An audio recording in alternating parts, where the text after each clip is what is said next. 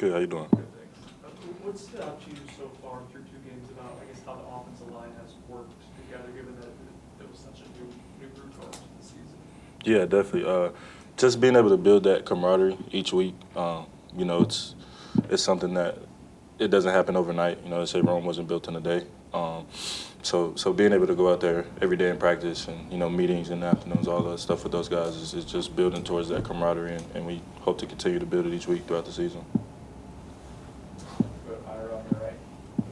Congratulations on the AFC Good Works team. Thank you.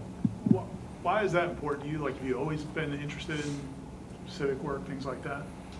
Yeah, definitely. I think it's something that was instilled in me from a young age. I come from a long line of people, that give back to their community, and in the things that I'm specifically doing, they all hit home pretty hard to me. I've been that kid, that had someone reach out and pour into them.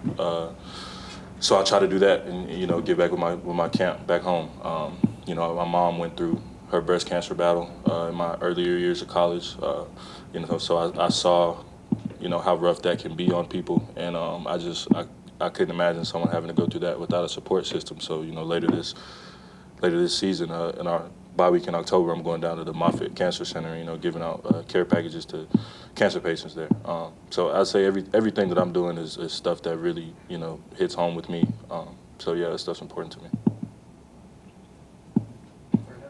Who were people that poured into you when you were younger? Who was that the support for you as a kid growing up? Yeah, definitely. Where I'm from, we got a couple really good football players that came through Brevard County, Cocoa High School specifically before me. Guys like Jawan Taylor, Chauncey Gardner-Johnson, Jamel Dean. All three of those guys are in the NFL right now. And when I was younger, they definitely reached out and poured into me. And I think that's so important. Especially being where I'm from, it's a real small town. Football is big there, but outside of that, there's not much going on. So definitely, I think that's really important. How'd you handle the bye week? Coach Norvell said it was important to get a little bit of a break. Do guys do that, or because you guys are having success, the guys wanting to stay in the film room and focus? Like, how'd you guys handle that? Yeah, I think as a team, we all had the same mindset going into that bye week to find ways to get better. Even though we didn't have a game, it's still, that's our standard here. Florida State is our best, and to get better every single day. So we had to find ways to do that throughout the bye week. And, if we might necessarily be playing a game, that might be something like sitting down watching film together or watching a game of a future opponent together, stuff like that. So, yes, sir. Come over second row on your left for Peter. Richie, also saw that you made a mission trip to Argentina. Want to just tell us about that experience of traveling there and what you learned from that experience traveling all the way over to football? Yeah, going down to Argentina was an amazing experience back in the summer. I'd say one thing I learned is you really have to love this game, because there are people in other places like Argentina, guys who are, in their mid-30s and working their 9 to 5s, and then come driving out to a park in the middle of Buenos Aires at 9 p.m. to play football, to go to practice and probably not making a penny off of it. It's just strictly off the love in the game. And it was a great opportunity to be able to, go down there and grow the game in a different place. And, it was a wonderful experience all around. With the physicality that we've seen from the defense through 2 Saturdays, you guys went against it consistently through the offseason. Is there anything that surprised you, or is this pretty expected that we would be as physical as it's been? Yeah, I'd say it's expected. Like you said, we've been able to go against them all off season, and so it was no shock to see those guys play as well as they did, at least to me. So yeah. We'll go back over to Ira on your right. When a guy like Usman comes in as a freshman, and you've heard about him, I'm sure, everybody keeps telling us he's different. Like, that's the word everybody uses. Can you describe that? Like, what makes him different, especially as a young guy? Yeah, I think at least from my perspective, being able to block for him, how patient he is so young. I feel like that's something that you see in every single young running back that comes through. But his patience and his ability to, stay off the ground and not get tackled, it's extremely impressive. And I'm excited to see what Uz does throughout the rest of the season and his career here. Go to Liam, second row on your left. Excuse me, can you just talk about, obviously, I think last season and with the injury for you, just how gratifying it is to be out there with this group of guys and how much fun you've been having through these first few weeks of the season? Yeah, definitely. It's amazing. I think my last football game was before this season started. It was last September, so it had been almost 11 months since I had played in a live game, and it was surreal out there week one.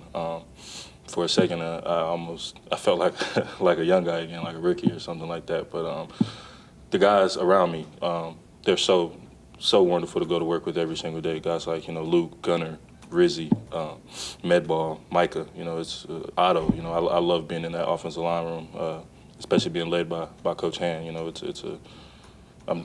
I couldn't ask for a better group of guys to do it with. So yeah. Come back to Brendan on the front row. We all got to see a bunch of young guys get extended reps last game. I was saying last game. I guess what was that like to see that group get that much action?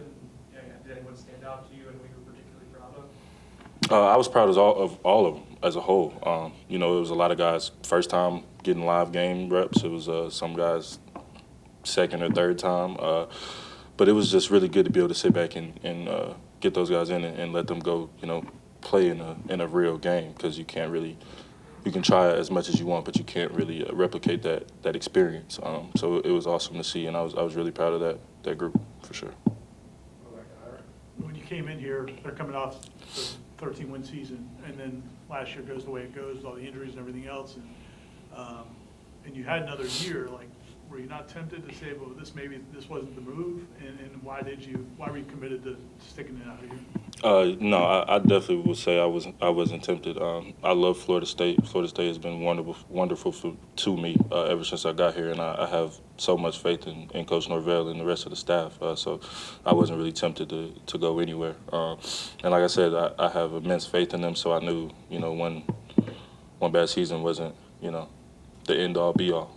So it wasn't a question of me being at Florida State for my last year or not. I knew where I'd be. Now, I just want to follow up on that.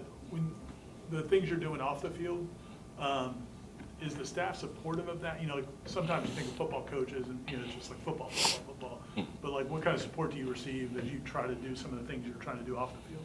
Yeah, the staff is extremely supportive of that. I wouldn't be able to do a lot of the things without their support, and approval. So definitely overly supportive. They, it's part of our core values. One of our core values is service, sacrifice, respect. So definitely. Anything else for Rich? Matt? You talked about being from a small town, and now you have multiple guys on the team from that town, Boggs, Keziah. Just how cool is that to have that many guys and have like that support system as well? It's awesome. It really is really cool to see. 4 guys all from the same real small, 3A, 4A high school in Cocoa, Florida, all at Florida State. It's cool to see. Definitely. Go back to Peter.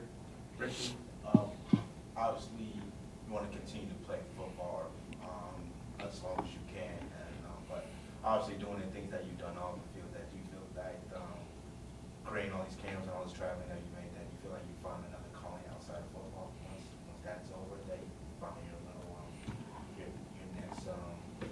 next career after football.